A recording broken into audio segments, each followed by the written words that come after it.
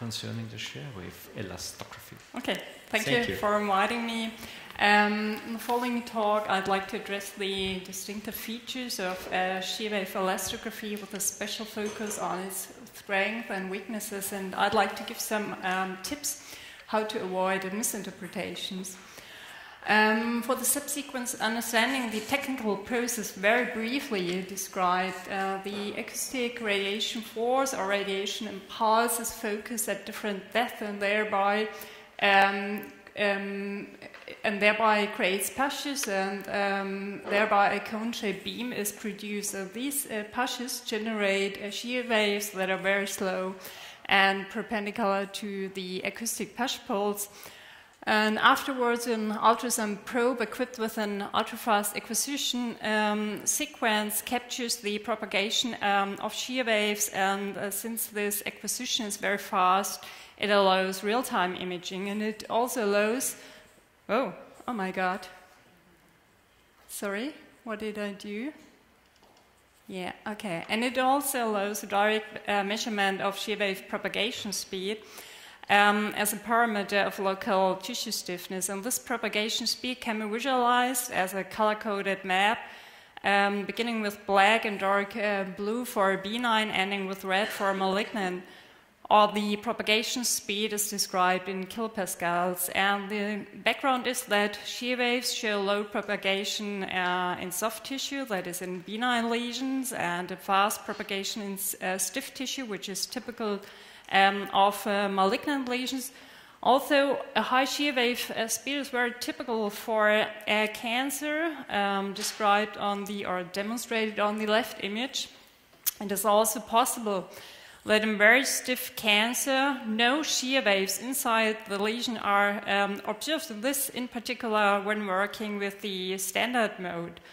One reason might be either that the extremely high shear wave speed cannot be captured, or the ultrasound beam to capture the shear waves cannot penetrate into the deeper parts of the lesion. But if you switch to the penetration mode, the amplitude of the shear waves and the signal of the displacement field are increased, and thereby also shear waves in very stiff parts of the lesion can be visualized, and this is very important to know.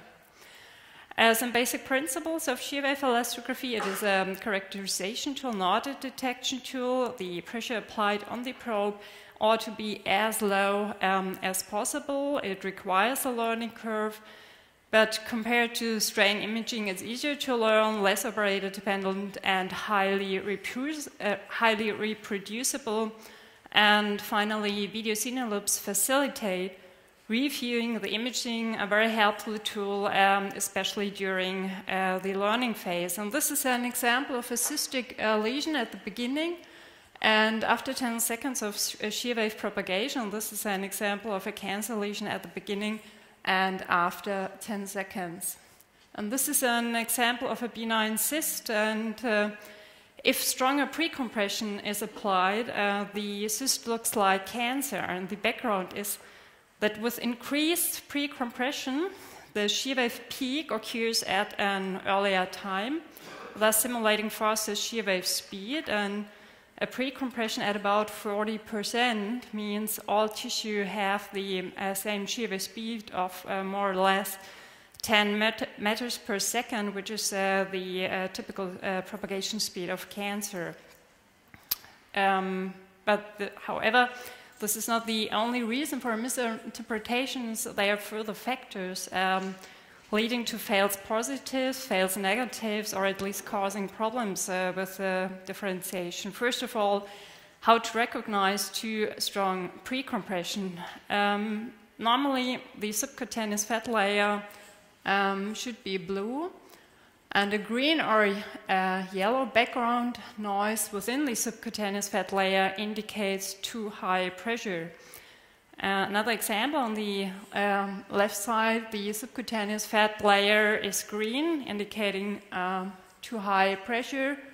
Thus, the red color in front of the lesion is not representative. And on the right side, the repeated examination with lower pressure, and now the subcutaneous fat layer is blue, meaning an adequate pressure, and this fits with the result of a benign cyst. And in this context, Tosaki described very helpful image patterns to differentiate artifacts from real positive findings. And pattern 1 means no finding. Pattern 2 is an artifact, and this is very important. Typical is color that differs from the color around the lesion. It is observed at the margin or in the interior of the lesion, and it extends beyond the lesion in vertical chords on the cutaneous side or the thoracic wall side. Pattern 3 is as a positive finding, is a localized area just at the margin of the lesion, no vertical chords in front of or behind. And pattern 4, as positive finding, are colored areas in the interior of the lesion and heterogeneously. Further false positives can be polydeformable benign lesions, such as fibroadenoma, scars, calcified ulcers, and large calcifications. In all these examples, malignancy could be ruled out by other imaging modalities or imaging features, such as Doppler with no vascularization, no change at follow-up, or the typical morphology on the mammogram. In other words, shear wave elastography is only an additional characterization tool. You should always consider other images or other information. False positives can also be produced if the FOV doesn't cover sufficient surrounding normal soft tissue or fat tissue to allow comparisons between the suspicious lesion and the normal fat tissue. And for this reason, it's really crucial to keep the size of the FOV just as it appears. It's possible to enlarge it, but in most cases it's less advisable to minimize it. And for the same reason, the results may be unreliable if the lesion is very close to the skin or the ribs. And as you can see from this example, there's not enough normal soft tissue, not a normal tissue, in, thus simulating malignancy. So is the superficial location always a problem? At least it's difficult to produce images without artifacts. And as you can see from the middle and the right image, there's again a pattern 2 artifact. Again, it extends beyond the lesion in vertical chords on the cutaneous side and the thoracic wall side.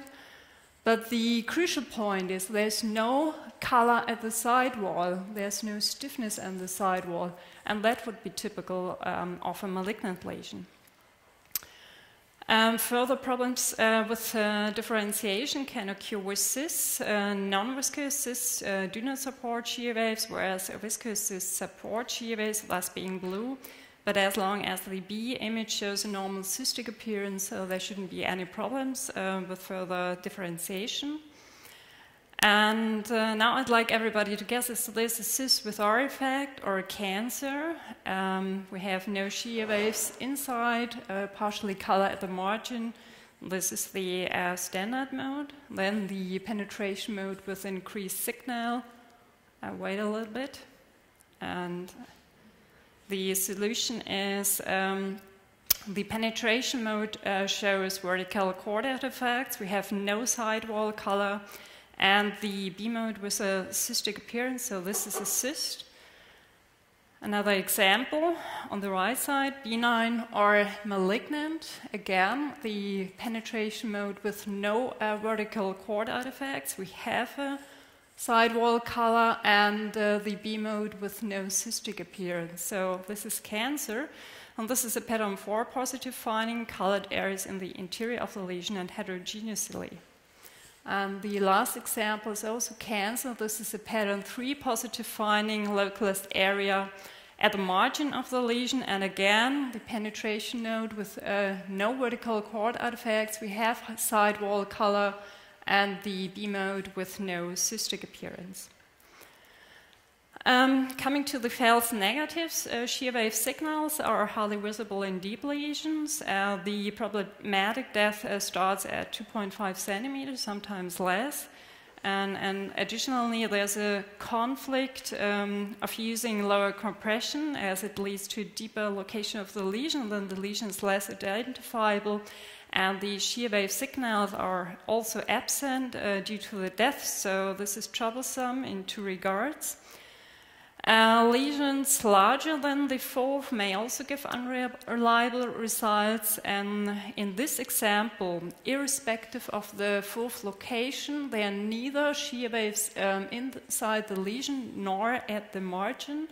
Thus, the elastography looks benign, also called pseudo-benign feature. And the explanation theory is the strong desmoplastic reaction exceeds the sonographic size of the lesion, as you can see here from the mammogram. So there might not be enough surrounding normal tissue for comparisons between the cancer and the normal fat tissue. Another example, diffuse infiltrating cancer on the MR images, no shear waves in the deeper parts, only blue shear waves in the superficial parts, and the explanation is again there might be not enough normal glandular tissue to compare between the stiff cancer parts and normal tissue. Further false negatives are small cancers, soft cancer and DCIS, and especially in small cancer, another conflict is generated since with minimal pre-compression, the shear waves are hardly visible, and only with higher pre-compression the typical malignant pattern becomes apparent. At least two examples for DCIS, both cases with a second look ultrasound after MRI, no shear waves were seen due to the missing stiffness of DCIS. Only the increased vascularity with the Doppler function helped to identify the lesions. One last comment to the interpretation of shear wave elastography. The well-known multinational study BE1 revealed the color parameter ECOL being the best qualitative parameter for the probability of malignancy. The maximum elasticity was the best quantitative parameter, though being less accurate than just the color. And contrary to this, the elasticity ratio was definitely less accurate. It is calculated by the shear wave speed in the stiffest part of the lesion and the shear wave speed in fat tissue. What's the worth of elastography? In my opinion, it's only an adjunct and not an absolute criterion for the differentiation between benign and malignant.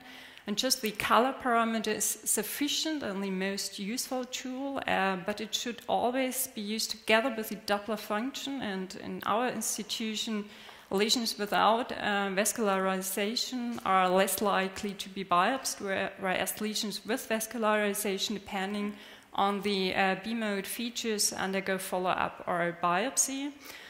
Furthermore, it's useful in education. Trainees get more confidence, and it's easy and fast. And the take-home message is, as with every new method, be critical, consider B-mode features, consider vascularity and the mammogram.